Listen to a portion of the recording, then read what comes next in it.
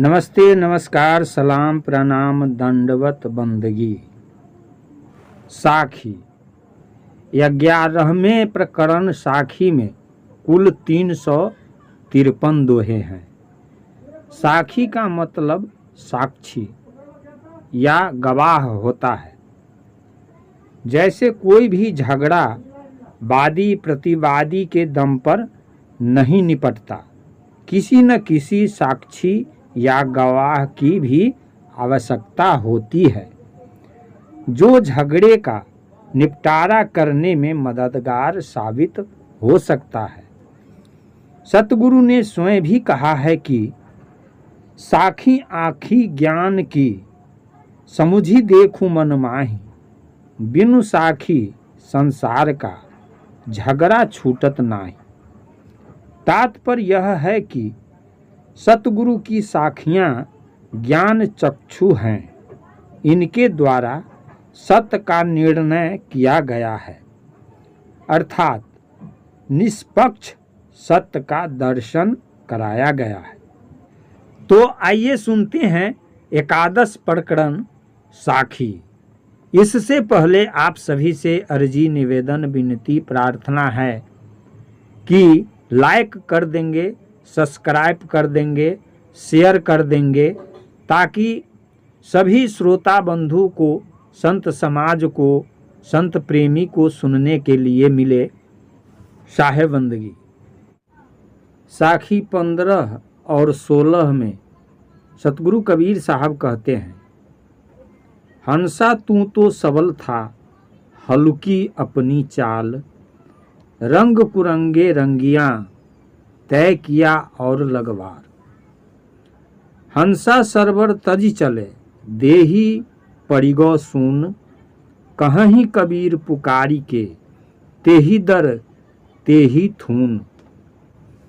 सतगुरु कबीर साहब कहते हैं कि हे चेतन, तू तो ज्ञान से परिपूर्ण, ठोस व शक्ति संपन्न था और आज भी है, परंतु अपने बुरे आचरण के कारण ही हल्का हो रहा है, क्योंकि तू अपनी विषय वासनाओं और मन कल्पनाओं के रंग में रंग गया है और स्वयं स्वतंत्र सम्राट होते हुए भी तूने अपने ऊपर मालिक बैठा रखा है। जीव जब शरीर त्याग देता है तो शरीर चेतना शून्य होकर मुर्दा हो जाता है। सतगुरु कहते हैं कि कर्माध्यासी जीव पुनः यानी बार बार उसी गर्भ में प्रवेश करता है जहां उसके शरीर का निर्माण होता है। साखी 17 और 18 में सतगुरु कबीर साहब कहते हैं, हंस बकू देखा एक रंग, चरे हरियरे ताल, हंस छीरते जानिए, बकू ही धरेंगे काल। काहे हिरनी दूबरी, यही हरियरे ताल, लक्ष्य अहेरी एक मृग, केतिक टारो भाल। सतगुरु कबीर साहब कहते हैं कि जिस प्रकार से हंस और बगुला उज्जल यानी एक ही रंग के होते हुए भी नीरछीर विवेक का क्रूरता के द्वारा पहचाने जाते हैं, उसी प्रकार उज्ज्वल वेश धारण करने के बावजूद भी आचरणवश अच्छे बुरे लोगों की पहचान हो ही जाती है। हंस केवल हरे भरे ताल में विचर रहा है और बगुला मछली आदि जीवों को पकड़कर खा रहा है। अतः वेश में न भूलकर आचरण से ही मनुष्य की परख करनी चाहिए। सतगुरु कहते हैं कि हरे भरे ताल में भी हिरनी क्यों दुबली हो गई है। एक हिरनी के ऊपर लाखों शिकारी वाण चला रहे हैं, यानी नजर गड़ाए हुए हैं, तो वह कितने बाणों से अपने आप को बचाएं। वैसे ही विवेक संपन्न मानव जीवन को पाकर भी जीव दुखी है, क्योंकि उसके भीतर बाहर लाखों शिकारी छिपे पड़े हैं और किस किस से अपनी जान बचाएं। साखी 19 और 20 में सतगुरु कबीर साहब कहते हैं, तीन लोक भव पिंजरा, पाप पुण्य भव जाल, सकल जीव सावज भय एक अहेरी काल। लोभे जन्म गमाइया, पापे खाया पून, साधी सो आधी कहें, तापर मेरा खून। सतगुरु कबीर साहब कहते हैं कि सत, रज और तम गुण ही पिंजरे बन गए हैं और पाप पुण्य जाल बना हुआ है, और इसमें फंसने वाले सभी जीव शिकार हैं। अर्थात एक अज्ञान काल रूपी शिकारी ने सबको फंसाकर मार दिया है। सतगुरु कहते हैं कि लोग अपना जीवन लोभ में पड़कर खो देते हैं, जबकि लोभ पाप की जड़ है और वह पुण्य को खा जाता है। साधक से परमार्थ की आधी अधूरी बातें करने वाले अधकचरे गुरुओं से मुझे सख्त नफरत है। साखी 21 और 22 में सतगुरु कबीर साहब कहते हैं, आधी साखी सिर खड़ी जो निर्वारी जाए, क्या पंडित की पोथियां जो राति दिवस मिली गाए। पांच तत्व का पूतरा युक्ति रची मैं कीऊ, मैं तो ही पूछो पंडिता शब्द बड़ा की जीव। सतगुरु कबीर साहब कहते हैं कि बोधप्रद आधी साखी ही अगर निर्णय करके एवं विचार पूर्वक आचरण में लाई जाए तो निर्णय रहित पंडितों की बड़ी बड़ी पोथियों को रात दिन गाने की अपेक्षा ज्यादा अच्छी रहेगी, क्योंकि स्वरूप का सच्चा बोध ही मनुष्य को संतुष्ट कर सकता है। यह चेतन जीव ही स्व शरीर का निर्माता है और पांच तत्वों के इस शरीर रूपी पुतले को मैंने ही रचकर तैयार किया। फिर भी पूछता हूं कि हे पंडितों, तुम ही बताओ कि शब्द बड़ा होता है या जीव। अर्थात किसी को स्वयं भी अपना रहस्य पता नहीं है। साखी 23 और 24 में सतगुरु कबीर साहब कहते हैं, पांच तत्व का पूतरा मानुष धरिया नाव, एक कला के बिछुरे विकल होत सब ठाव। रंग ही ते रंग उपजे सब रंग देखा एक, कौन रंग है जीव का ताका करहु विवेक। सतगुरु कबीर साहब कहते हैं कि पंच तत्व के इस पुतले को शरीर कहा जाता है और जीव के वश करने से ही यह मनुष्य कहलाता है। परंतु अगर सद्बुद्धि नहीं है तो कुछ नहीं है। अर्थात यह शरीर सद्बुद्धि न रहने पर सब जगह पीड़ित ही रहता है। विचार करने वाली बात यह है कि सभी रंगों की उत्पत्ति रंगों से ही होती है और अंत में सभी रंग जड़ हैं, परंतु जीव का रंग कौन सा है यह कोई नहीं जानता। साखी 25 और 26 में सतगुरु कबीर साहब कहते हैं कि जागृत रूपी जीव हैं, शब्द सुहागा शेत, जर्द बूंद जल कुकही, कहीं कबीर कोई देख। पांच तत्व ले यातन किन्हा, सोतन ले काही ले दिन्हा। कर्म ही के वश जीव कहत हैं, कर्म ही को जीव दिन्हा। सतगुरु कबीर साहब कहते हैं कि जीव तो स्वयं ही ज्ञान रंग है। यह तो भ्रांति एवं विषय वासना पूर्ण शब्द रूपी सुहागा के कारण स्वर्णमय चेतन जीव अपने पद से पिघलकर जड़ बुद्धि हो गया है और इसी कारण जीव पिता के वीर्य एवं माता के रज में मिलकर जल के बुदबुदा रूपी शरीर को धारण करता है।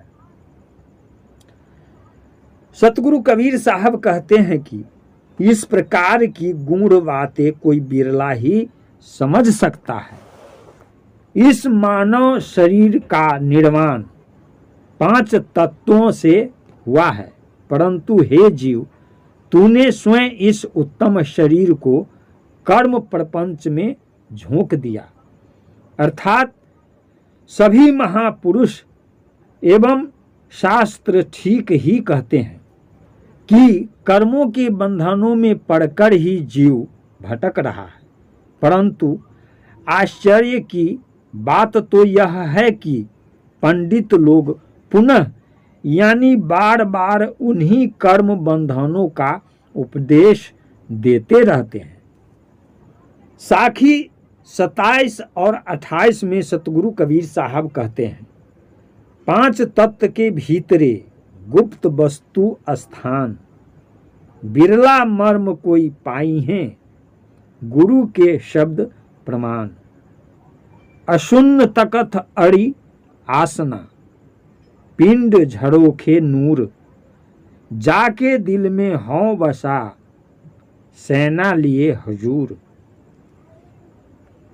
सतगुरु कबीर साहब कहते हैं कि 5 तत्वों से बने इस शरीर के अंदर ही एक अदृश्य ज्ञान स्वरूप चेतन जीव निवास करता है, परंतु सतगुरु के निर्णय वचनों को प्रमाण मानकर कोई बिरला ही उसका भेद जान सकता है। हे जीव, जिसने शरीर के इंद्रिय झरोखों से अपना ज्ञान प्रकाश फैलाया है, वही सत्य चेतन स्वरूप ही तुम्हारी भूमिका है और वही अबचल स्थित भूमिका मैं के रूप में ज्ञान प्रकाश की सेना लेकर सभी दिलों में उपस्थित है। साखी 29 और 30 में सतगुरु कबीर साहब कहते हैं, हृदय भीतर आरसी, मुख देखा नहीं जाए, मुख तो तभी देखी हो जब दिल की दुविधा जाए। गांव ऊंचे पहाड़ पर औ मोटा की बाह, कबीर अस ठाकुर से ये उबरिए जाकी छां।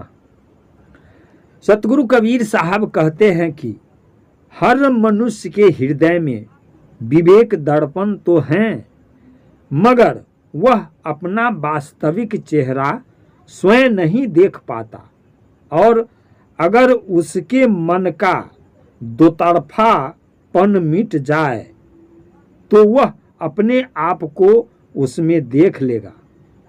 वास्तव में जीव की स्थिति उच्च चैतन्य शिखर पर है और हे मनुष्य, जिनकी सेवा एवं शरण में इस संसार सागर से तुम्हारा उद्धार हो, उन्हीं श्रेष्ठ संतों एवं गुरुजनों का सहारा मांगो, तभी कल्याण पथ मिल सकता है। साखी 31 और 32 में सतगुरु कबीर साहब कहते हैं, जेहि मारक गए पंडिता, तेई गई बहीर, ऊंची घाटी राम की, तेही चढ़ी रहे कबीर। ए कबीर तैं उतरी रहू, तेरो सम्मल परोहन साथ, समल घटे न पग थके, जीव बिराने हाथ। सतगुरु कबीर साहब कहते हैं कि सांसारिक लोग पंडितों और पुरोहितों के बताए हुए रास्तों पर ही चलते हैं, परंतु मैं सबसे अलग एवं स्वतंत्र होकर स्वरूप स्थिति रूपी राम की ऊंची घाटी में चढ़ जाता हूं। सांसारिक जीव तो अज्ञानतावश दूसरों के हाथों की कठपुतली बने हुए भटक रहे हैं। इसलिए हे सतगुरु, राम की ऊंची घाटी अर्थात समाधि सुख त्याग कर लोगों के बीच में आ जाओ और अपने विवेक ज्ञान के संबल पाथे स्वावलंबन तथा स्वश्रम के द्वारा जीवों का उद्धार करो, क्योंकि तुम्हारे पास से कुछ भी घटने वाला नहीं है और जन सेवा से तुम्हारा कुछ नहीं बिगड़ेगा, अर्थात पुण्य कर्म करो। साखी 33 और 34 में सतगुरु कबीर साहब कहते हैं, कबीर का घर शिखर पर जहाँ सिलहली गैल, पाँव न टीके पिपलिका, तहाँ खलकन लादै बैल। बिन देखे वह देश की बात कहे सो कूर, आपु ही खारी खात हैं बेचत फिरे कपूर। सतगुरु कबीर साहब कहते हैं कि जीव की चिंतन स्थिति उसके अपने सर्वोच्च चेतन में ही स्थित है, परंतु उस तक पहुंचने का रास्ता फिसलन भरा है और जहां चींटी के भी पैर नहीं टिकते, वहां संसारिक लोग बैल पर सामान लाद कर व्यापार करना चाहते हैं।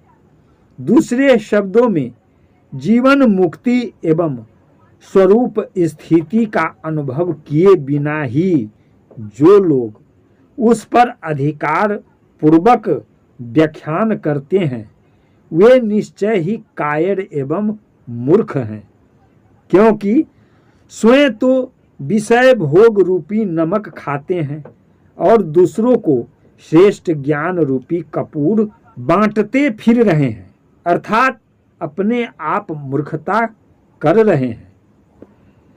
साखी 35 और 36 में सतगुरु कबीर साहब कहते हैं, शब्द शब्द सब कोई कहें, वो तो शब्द विदेह, जिभ्या पर आवे नहीं, निरखी परखी करी लेह। पर्वत ऊपर हर बहे, घोड़ा चढ़ी बसे गांव, बिना फूल भौरा रस चाहें, कहूँ बिरवा को नाव। सतगुरु कबीर साहब कहते हैं कि हर एक मातावलंबी शब्द ही शब्द को अपना उपास्य एवं लक्ष्य कहते हैं, जबकि व्यक्ति का उपास्य एवं लक्ष्य तो शब्दों के जाल से मुक्त शुद्ध चेतन है। जिह्वा पर आने वाली वस्तु वह है ही नहीं, उसे केवल निरख परख कर अनुभव करो और अपनी आत्मा से अलग जो शब्द जाल में पड़कर परमात्मा की खोज में लगे हैं, मानो वे पत्थर पर हल चला रहे हैं। वे घोड़े पर चढ़कर उसी पर गांव बसाना चाहते हैं, अथवा उनका मन रूपी भौरा बिना फूल के ही रस चाहता है। उस वृक्ष की कल्पना मात्र ही की जा सकती है। साखी 37 और 38 में सतगुरु कबीर साहब कहते हैं, चंदन बास निवारहु तुझ कारण बन काटियां, जियत जीव जनी मारहु मुए सबे निपातियां। चंदन सर्प लपेटियां चंदन काह कराए, रोम रोम विष भीनियां अमृत कहाँ समाए। सतगुरु कबीर साहब कहते हैं कि हे चेतन मनुष्य, मैंने तेरे कल्याण के लिए भ्रांतियों का जंगल काट दिया है और तुम अपनी वासनाओं का त्याग कर दो। उपवास और तपस्या के द्वारा अपने आप को कष्ट मत दो, क्योंकि शारीरिक पीड़ा या आत्महत्या से ही अगर मोक्ष संभव हो तब तो शरीरांत के समय सभी को मोक्ष हो जाना चाहिए। जीव को अहंकार रूपी सर्प ने लपेट लिया है, इसलिए जीव बेचारा विवश है। विषय शक्ति उसके रोम रोम में भीनी हुई है, तो स्वरूप विचार एवं शांति का अमृत कहाँ समाएगा। अर्थात सत्संग में रहकर भी दुर्जनों का दुर्गुण नहीं दूर हो सकता है। साखी 39, 40 और 41 में सतगुरु कबीर साहब कहते हैं, ज्यों मोदाद शमशानशील सबय रूप शमशान, कहीं कबीर वह सावज की गति तभी देख भुकान। गही टेक छोड़े नहीं जीव चोंच जड़ी जाए, ऐसो तप्त अंगार हैं ताही चकोर चबाए। चकोर भरोसे चंद्र के निगले तप्त अंगार, कहें कबीर डाहे नहीं ऐसी वस्तु लगार। सतगुरु कबीर साहब कहते हैं कि जैसे स्फटिक पत्थर, जिसे शमशान शिला भी कहते हैं, सभी रंग और रूपों को ग्रहण कर लेता है, वैसे ही मनुष्य का मन वृत्तियों के रंग में रंग कर उसी के अनुरूप बन जाता है।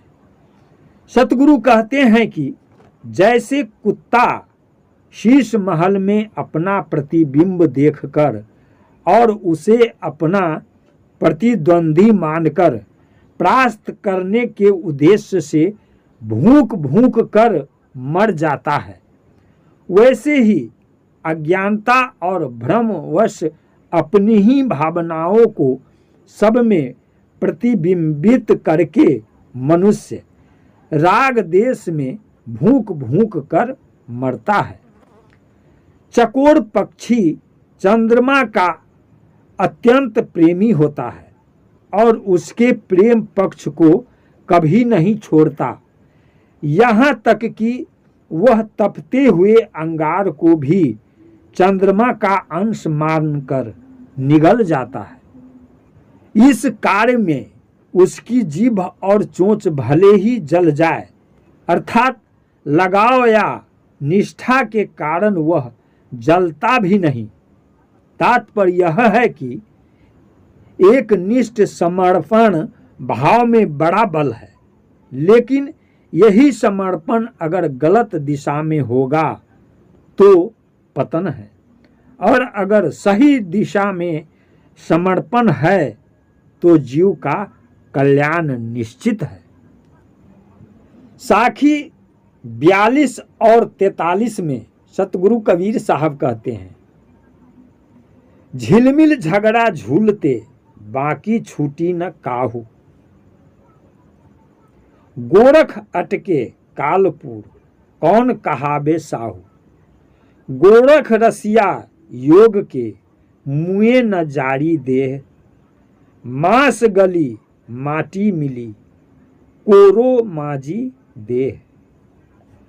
सतगुरु कबीर साहब कहते हैं कि योगी लोग प्राणायाम करते हुए नाटकादि मुद्रा द्वारा झिलमिल ज्योति देखने के झगड़े में पड़े रहते हैं, अर्थात इसी भ्रम रूपी झूले में झूलते रहते हैं और इससे कोई नहीं बचा। गोरखनाथ जैसे योगी भी इस काल्पनिक नगर में फंस गए। अन्य साधारण मानव की बात ही नहीं है।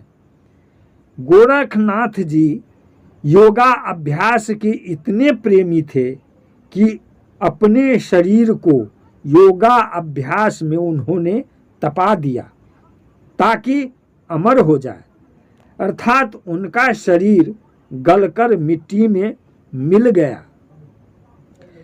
लेकिन वे नहीं उठे और केवल हड्डियां ही मंजे हुए बर्तन के समान चमकती रह गई। तात्पर्य यह है कि यह नश्वर शरीर किसी का भी साथ नहीं दे पाया। साखी 44 और 45 में सतगुरु कबीर साहब कहते हैं, बनते भागी बेहड़े परा करहा अपनी बाण, बेदन करहा कासो कहे को करहा को जान। बहुत दिवस ते हीड़ियाँ शून्य समाधि लगाए, करहा पड़ा गाड़ में दूरी पड़ा पछताए। सतगुरु कबीर साहब कहते हैं कि जिस प्रकार हिंसक जंतु पशुओं के डर से भागता हुआ खरगोश और एक उलझे हुए और भी भयंकर स्थान में गिरकर अपनी गलती या पीड़ा से पछता रहा है और कोई उसके दर्द को नहीं समझता, वैसे ही गृहस्थी के बंधनों से भागा हुआ मनुष्य साधु वेश धारण कर किसी संप्रदाय रूपी भंवर में दीक्षा लेकर फंस गया और अपनी स्वतः की गलती के कारण ही नए प्रपंच में फंसता गया। अब वह अपना दुख किससे कहे, अर्थात केवल पछतावा मात्र रह गया।